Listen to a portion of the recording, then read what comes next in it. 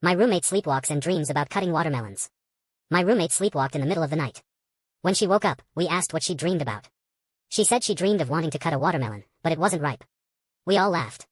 But the next night, I woke from sleep to find my sleepwalking roommate holding a knife in one hand, touching my head with the other, murmuring, "This melon is ripe now." Chapter 1. My whole body jolted awake as I screamed. Ah! That scream instantly woke the other two people in our dorm room. Jessica's small desk lamp from the top bunk suddenly lit up, illuminating the scene before me. There stood Madison, eyes open but vacant, one hand still touching the top of my head while the other held a kitchen knife raised high. Holy shit. Lauren from the other bottom bunk reacted too. Being an athlete, her reflexes were fast. She rushed over and grabbed Madison from behind, holding her tight. I snapped back to reality, grabbed the half-empty water bottle from my bedside table, and without hesitation, splashed it in Madison's face. Madison jolted, her unfocused eyes finally sharpening. Seeing the knife in her hand, she gasped and dropped it with a clang.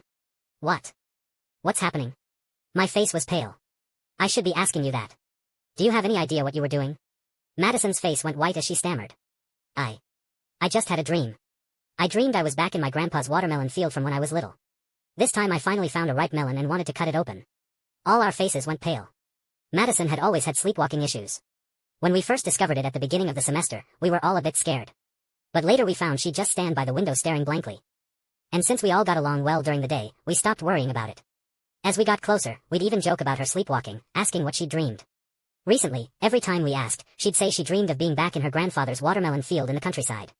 She said she wanted to pick a big, sweet watermelon to cut open and eat, but none of them were ripe. We'd all laughed when she told us. But now none of us were laughing. Because thinking about how Madison had been touching my head, it was obvious the ripe watermelon she mentioned was my head. I looked down at the large kitchen knife on the floor, the one Lauren usually used to cut fruit in our room. Big and sharp. If I hadn't woken up in time, Madison might have actually split my head in half like a watermelon. The thought made me break out in a cold sweat. I jumped up. We need to find the RA. I want to change rooms. Chapter 2. The RA was annoyed at being woken up in the middle of the night, but after hearing our story, she got goosebumps too. Madison, I'll contact your advisor to talk to your parents about getting you to see a doctor. In the meantime, you can move to the empty room upstairs. Madison was shaken too, her eyes red as she went to pack her things. She moved out quickly and even sent a photo to our group chat of her new room. In the photo, she'd barricaded the door with a bunch of stuff and wrote, "I've locked the door and blocked it with tons of things. I've thrown away all sharp objects. Don't worry, I won't hurt anyone." Seeing this message, we all felt a bit guilty. Jessica couldn't help speaking up, "Were we too harsh?" But Lauren immediately countered, "What's harsh about it? Wait until she splits your skull open. And see if you still think it's harsh." Despite her cute name, Lauren had a fiery personality. Her words instantly dissolved any guilt I felt. The four of us in the room weren't even the same major.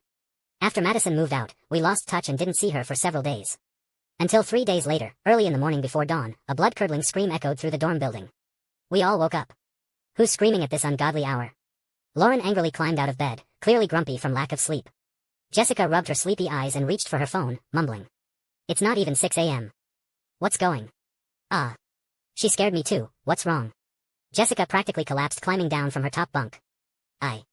I just saw in our business school group chat that someone said, someone died in our dorm building." "What?" Lauren and my faces changed. Lauren immediately asked, "Which room? How did they die?" Jessica's hands shook as she looked at her phone again, then her face went even paler. "On the floor above us." She looked up, voice trembling. Their head was split clean in half. They said, like cutting a watermelon. Chapter 3. The entire room fell into dead silence. Because we all thought of Madison. After a long pause, I spoke with a trembling voice. It couldn't be Madison, right?" She said she locked her door and blocked it with stuff. Lauren said coldly, "But I've seen in movies that sleepwalkers can not only open doors themselves but even ride bicycles." The room fell silent again. Finally, Jessica spoke with a pale face, "Okay, let's not scare ourselves. Who the killer is for the police to investigate. Let's not overthink it." Lauren and I nodded silently and got up to wash, not continuing the topic. All day, everyone on campus was talking about the murder. In our dorm, the victim was a freshman English major. Apparently, her head was split in half, and her roommates woke up to the sight and were traumatized. Police cars filled the area below the girls' dorm, and the room where the death occurred was sealed off. Rumors grew more exaggerated. From initially being split in half to claims about missing brains. People were terrified. That evening, Lauren, Jessica, and I were eating in the cafeteria when clang. A tray suddenly landed on our table. I looked up to see Madison's bright smile. "Jess, Lauren, Harper. Long time no see." The three of us froze. Madison seemed not to notice our discomfort, chattering away while eating. "It's because our language department is so far from yours. Since moving out, I haven't seen you guys. How have you been? Madison talked excitedly, but none of us responded. Finally, I couldn't help interrupting. Madison, have you dreamed about cutting watermelons these past few days? Madison paused. No, I've been dreaming about eating rice noodles lately. Why? Why are you asking? I didn't know how to answer. Just then, people at the next table were chatting, their voices carrying over. Hey, did you hear about that murder in the girls' dorm? They say the killer was super strong, cut the head so cleanly. Just like cutting a watermelon. Madison heard their conversation too and finally reacted, looking at us with a pale face. You think I killed that English major? We said nothing, but Madison started crying. Is this what you think of me? I told you. There are no sharp objects in my room, I lock the door tight every day, and check in the morning. You don't trust me at all? Jessica felt bad. Madison, that's not what we meant. But Madison didn't want to hear it. She stood up and ran away crying. We three lost our appetites too. Just as we got back to our room, a girl from next door came over, speaking mysteriously. Did you hear? There's progress on that murder case upstairs. Police checked all the hallway cameras and didn't see anyone entering or leaving the victim's room. So now the victim's 3 roommates are the main suspects and have been taken to the police station for questioning. We 3 were stunned. If no one entered or left, the killer was probably one of the roommates. This really had nothing to do with Madison. Jessica looked guilty. Should we apologize to Madison? Being suspected of murder, I'd be upset too. Apologize for what? Lauren answered gruffly. We never said it was her. We just asked about her dreams. She's being oversensitive. Apologizing would make it more awkward. Lauren had a point, so we didn't continue the topic, just washed up and got into bed. I dozed off for who knows how long when suddenly. Knock knock knock. I was woken by knocking. I grabbed my phone from the bedside table. 2 a.m. I broke out in a cold sweat. Who would knock on our door in the middle of the night? Meanwhile, Jessica had turned on her night light from the top bunk, and I saw Lauren was up too. Jessica's trembling voice came from the dimness. Who is it? The next second, we heard a familiar voice from outside. It's me, Madison. In the dim light, I saw Lauren's face go white too. I knew we all had the same thought. Was Madison outside sleepwalking or awake? I instinctively pulled my blanket tighter and blurted out, what do you want? There was silence outside for a moment, then I heard soft laughter through the door. I just cut a perfectly ripe watermelon. Want to try some? Chapter 4. Silence. The entire room fell into dead silence. In the dimness, I saw the last color drain from Lauren's face. Jessica practically fell from her top bunk, throwing herself into my arms, shaking uncontrollably. I forced myself to stay calm with the last bit of rationality. Don't be scared. The police found out the murder had nothing to do with Madison. She's probably just sleepwalking. I didn't know if I was comforting Jessica or myself. And we locked the door. But before I could finish, Jessica suddenly shuddered violently. I looked down at her. What's wrong? Jessica's face had lost all color, her voice choked. With tears. I just remembered. I was the last one to bed today. I forgot to lock the door. My hands and feet turned ice cold instantly. At the same time, I heard Madison's cheerful voice from outside. Oh, you didn't lock the door? Then I'm coming in. Click. The door slowly opened from outside. Chapter 5. Ah. Jessica couldn't take it anymore, burying herself in my arms. Lauren jumped up to grab Madison, but the next second, her movements froze. By then, I could see Madison clearly by the small night light. She was holding half a cut watermelon, eyes clear, smiling at us. My tense nerves instantly relaxed. Lauren reacted and hit Madison hard. Madison. You're messing with us. Ow. Madison rubbed her arm in pain but still smiled. That's what you get for suspecting me during the day. This is your punishment. Besides, I didn't lie, I really brought watermelon for you to eat. The atmosphere immediately relaxed. Jessica calmed down too, walking over to take Madison's hand. Madison, I'm really sorry about today. We didn't really suspect you, just. I know. Madison interrupted with a smile. Just that I can't control myself when sleepwalking, so you're worried I might do something terrible. But don't worry. I've really taken precautions. My parents are taking me to see a doctor next week. I won't hurt anyone. Okay, enough of that. Let's eat watermelon. Madison put down the melon, looking helpless. You know how hard this was? I don't dare keep knives in my room, so I had to split it by hand. Got juice all over me. We looked down at the watermelon, indeed uneven. Madison was covered in watermelon juice.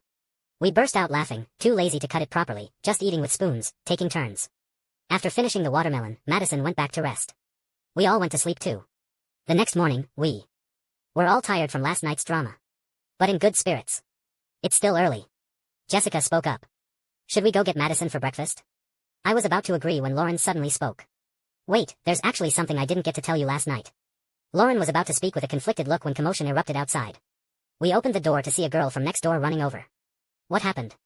The girl's face was pale as she spoke, trembling. Someone died. Another death in the dorm. Chapter 6. This time the death was in the boys' dorm. The victim was a junior computer science major. When his roommates woke up in the morning, they smelled blood in the room. They searched for the source and finally pulled back the curtains to find the boy on the bed, disemboweled. I heard that. The girl from next door swallowed, speaking with a trembling voice. Not only was the boy's stomach cut open, but his intestines were gone. Our faces went pale too. With 2 deaths in a row, the school had to take it seriously. Police cars soon filled the area below the boys' dorm. In this internet age, news spread like wildfire. Soon someone dug up online that the first victim, the English major girl, and this computer science boy were actually a couple. A couple dying one after another. It looked like the work of one person. But cameras at both dorms captured nothing, leaving everyone puzzled. Back in our room, Lauren and Jessica were unusually quiet. Finally, Jessica broke the silence. I actually know the boy who died. I froze, looking up to see her slightly pale face. He was someone Madison liked. Lauren and I were completely stunned. In our room, Jessica had the best personality. Everyone was close to her, and because she was introverted and tight-lipped, we all preferred telling her secrets. What a coincidence.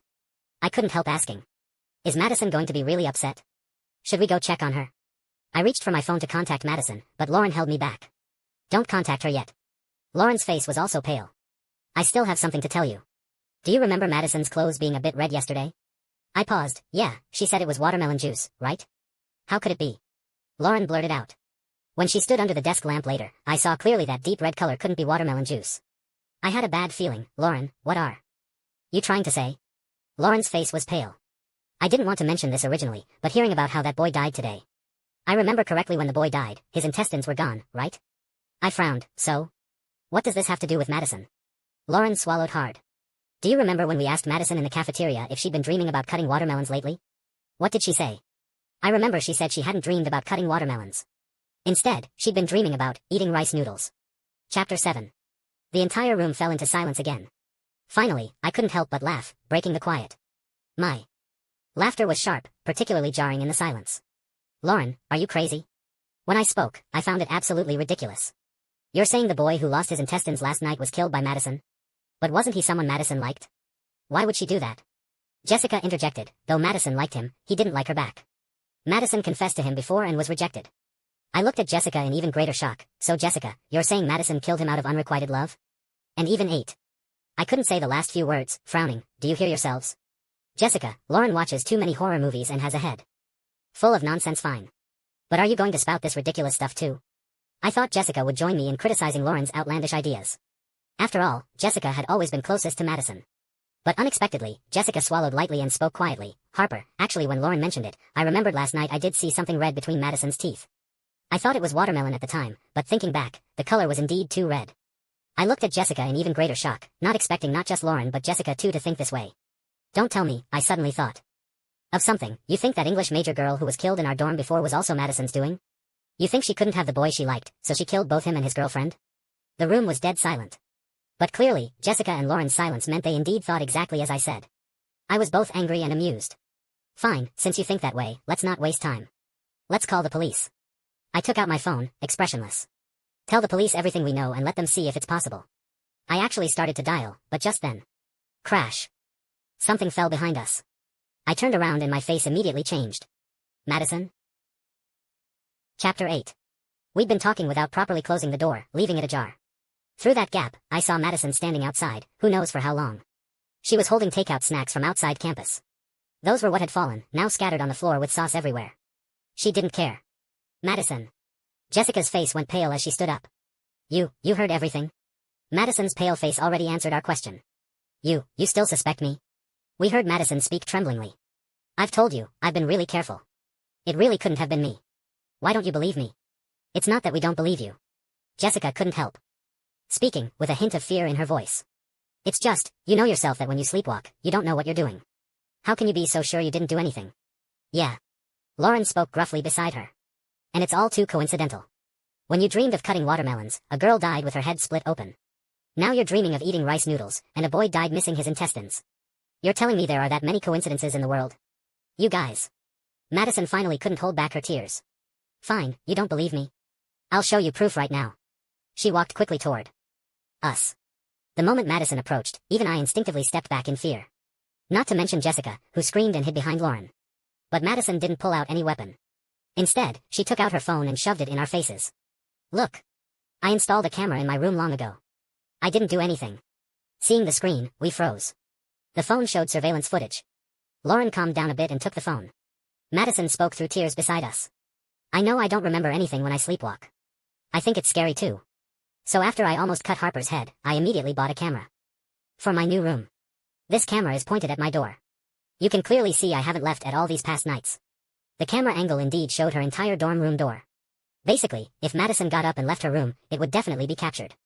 Lauren scrolled through the footage, checking almost the entire previous night. Indeed, Madison wasn't seen. Madison continued choking up. The death happened last night. This surveillance is from last night too. Now do you believe me? Jessica came back to her senses, looking at Madison guiltily. Madison, I'm sorry. We were wrong to suspect you again. She couldn't help taking Madison's hand. We didn't want to suspect you, we just... Wait. Jessica was at a loss for words when I suddenly interrupted. My face was deathly pale, staring at the screen, too shaken to speak. Lauren was startled by me too, looking over. Harper, what's wrong? What's gotten into you? But I kept staring at the video, face growing paler.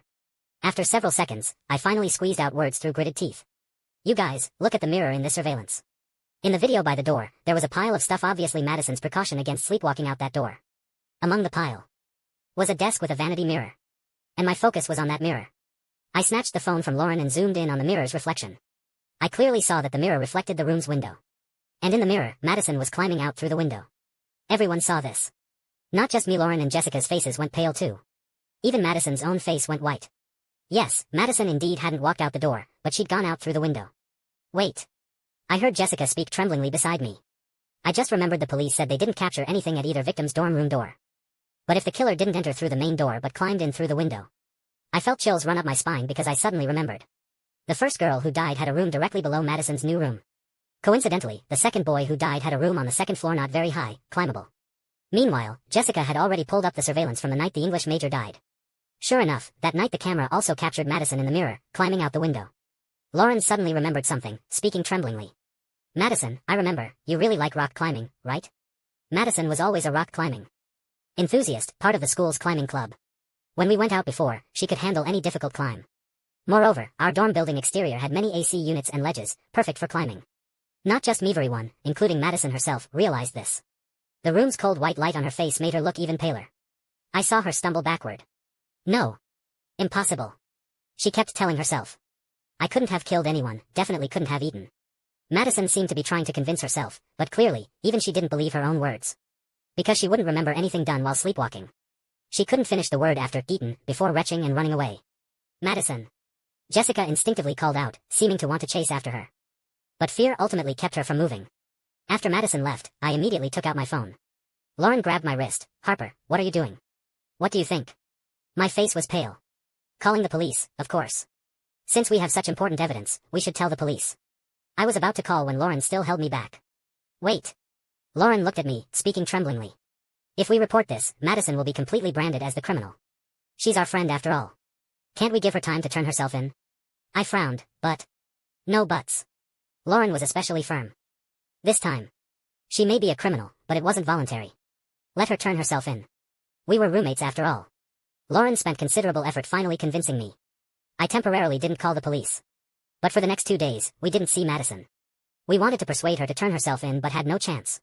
Later we heard from girls in her language department that Madison had taken sick leave and locked herself in her room. The second night, I finally couldn't stand it anymore. We can't wait any longer. We must call the police immediately. What if Madison hurt someone again while sleeping these 2 days? Can you take responsibility? But Lauren argued, Madison knows she climbs out windows, so she must have taken precautions. She won't just let herself commit more crimes. How do you know? What if? Bang bang bang. Our argument was interrupted by knocking. Our room fell silent. I quickly checked my phone. We'd argued so long it was already midnight. Jessica's trembling voice came from above. Sounds like someone's knocking. Could it be Madison? We were obviously worried about a repeat of last time. Or worse, this time it might not be an awake Madison but the terrifying sleepwalking Madison. Don't be too scared. Lauren immediately spoke. I've confirmed the door is locked, so... Bang bang bang. Before Lauren could finish, the knocking sounded again. I quickly realized something was wrong. Not just me. Jessica upstairs realized too. I heard her speak tremblingly. Is it my imagination? Why does this knocking not seem to be coming from the door but rather, from the window? Chapter 9. I felt like I'd plunged into an ice cave, my whole body cold. Right. If our previous speculation was correct, when Madison sleepwalked and committed crimes, she didn't use the main door but climbed the building exterior, entering other rooms through windows. Thinking of this, I mechanically turned my head. Our curtains were drawn, but moonlight cast a shadow on the window. A shadow of someone clinging outside. Ah! I finally couldn't help screaming. Jessica upstairs clearly saw the shadow too, screaming as she scrambled down from her bunk, grabbing me. With my last bit of rationality, I pulled her off the bed and ran toward the door. But Lauren on the other side somehow stayed in bed. Thinking she was frozen with fear, I slapped her shoulder hard. What are you standing there for? Let's go. I opened the door to leave, but when I pulled, I froze. The door wouldn't open. I pulled hard several more times, still wouldn't open. The door wasn't even locked. Looking down, I realized the problem. Paper had been stuffed into the door gaps, not just under the door but densely packed into all the side gaps too. Don't underestimate paper with enough of it, the friction was so great I couldn't pull the door open. I pulled several times and finally had no choice but to look at Lauren. Lauren, help me out here.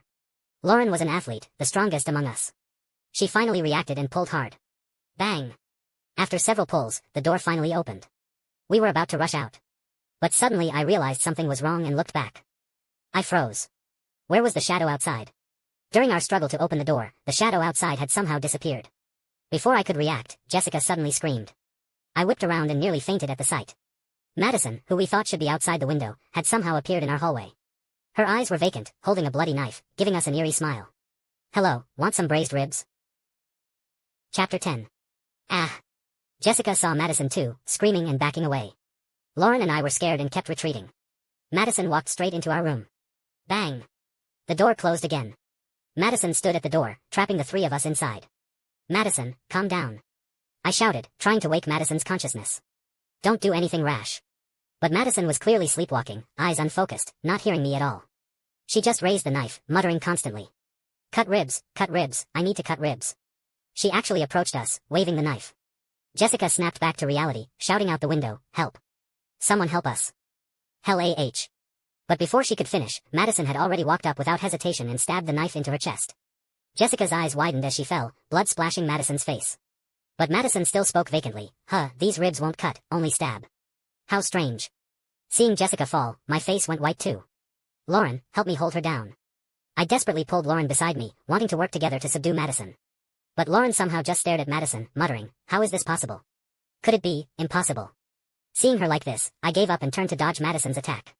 But the sleeping Madison was incredibly agile, grabbing me and without hesitation, stabbing the knife into my stomach too. Blood splattered as I slowly fell. Only Madison and Lauren remained in the room. Madison slowly walked to Lauren, who finally snapped out of it. Stop. She shouted. I said stop. Madison. Wake up. She grabbed water nearby and splashed it hard on Madison's face. But this time Madison didn't wake. She continued approaching Lauren with the knife, muttering, last rib. As she raised the knife, Lauren suddenly pulled something from her pocket, shouting, look here. Look at this. Lauren had pulled out a silver pendant with a large circular pocket watch at the bottom, like the kind hypnotists use on TV. Lauren seemed to use all her strength to calm herself, swinging the pendant constantly, saying, listen to me, put the knife down now, okay? Madison's steps stopped, but she didn't put down the knife. Lauren got angry, I told you to put the knife down. Did you hear me? Why won't you follow my commands? In the surrounding air, my voice suddenly rang out. Of course she won't follow your commands, because she's not sleepwalking at all. Chapter 11. Lauren's body shuddered as she turned to see a shocking sight. Jessica and I, who should have been stabbed to death, slowly stood up.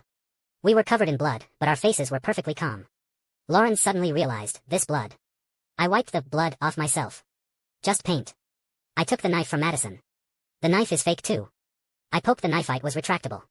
Lauren understood, looking at Madison beside her, even angrier, you're not sleepwalking either. At this point, Madison's eyes cleared too. She looked at Lauren before her, lips pale as she murmured, is it really you, Lauren? Are you controlling all this? Lauren finally understood. She looked at me coldly, Jessica and Madison. Don't have the brains for this. Harper, you figured it out, didn't you? I nodded calmly. Lauren's fists clenched tight, when did you realize something was wrong? I said, from when you wouldn't let me call the police. Right, after Lauren strongly opposed me calling the police 2 days ago, I realized something was off. Because Lauren and Madison weren't that close, and the always justice-minded Lauren would never deliberately stop me from calling the police so forcefully. So I pretended to agree but secretly investigated. I continued. Actually, many things don't hold up under scrutiny. Though some people can reach physical limits while sleepwalking, I've observed. Madison sleepwalking, she absolutely couldn't perform complex actions like climbing windows and killing. So I researched sleepwalking and found that with a qualified hypnotist's guidance, sleepwalking can have some controllability, but this control is very limited, unlikely to make someone commit murder.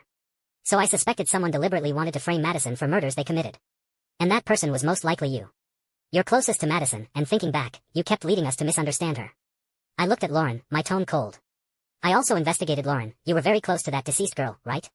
We always knew Lauren didn't like boys, but that was her private business, so we never pried. But now I investigated and learned Lauren and that girl were in the same online group and had gone out together many times. But the relationship didn't last long before the girl got together with that computer science boy. So with two people in our room connected to the dead couple. Madison liked the boy but had given up long ago. But Lauren liked the girl and apparently hadn't given up. So a crime of passion wasn't just possible for Madison, Lauren was possible too. But I wasn't originally certain. I said, so Jessica and I found Madison and staged tonight's performance. Madison never actually climbed out windows. I just asked people upstairs to cooperate, hanging a human-shaped cloth dummy with stones inside to make knocking sounds. Then we had Madison pretend to kill us to make Lauren reveal the truth. I looked at the hypnosis pendant in Lauren's hand. Now it's verified. Lauren's face was pale as she forced a smile. Right, exactly as you said. She slowly began. My mom's actually a hypnotist. I learned hypnosis young. I can control people's dreams or unconscious sleepwalking behaviors. After discovering Madison's sleepwalking ability, I secretly tested it several times. I could indeed control her dream content and some simple sleepwalking behaviors. So when Kelly betrayed me, I wanted to kill Kelly and that bastard. My first thought was having Madison help me get revenge. Lauren from the other bottom bunk had reacted too. Lauren laughed coldly. Unfortunately, as you said, though Madison was sleepwalking, she couldn't do something as complex as murder. So I had to settle for killing them myself but making her think she did it. I climbed out the window at night, killed Kelly, then climbed to the boys' dorm and killed that damn bastard. Each night I'd hypnotize Madison to climb outside the window and stay for a while before climbing back. That way, if the video captured part of it, it could serve as evidence. I originally wanted Madison to turn herself in or feel guilty enough to commit suicide, but I didn't expect you to see through it. I looked at Lauren as Madison beside her broke down crying. Why would you use me like this? Lauren heard this and shouted emotionally, I had no choice. Kelly betrayed me, had to make her pay. If you wanted her to pay, then take responsibility yourself. I said coldly. What kind of person uses others? Lauren's face finally went pale, speechless. In the end, we called the police. They arrested Lauren, and this farce finally ended. The end.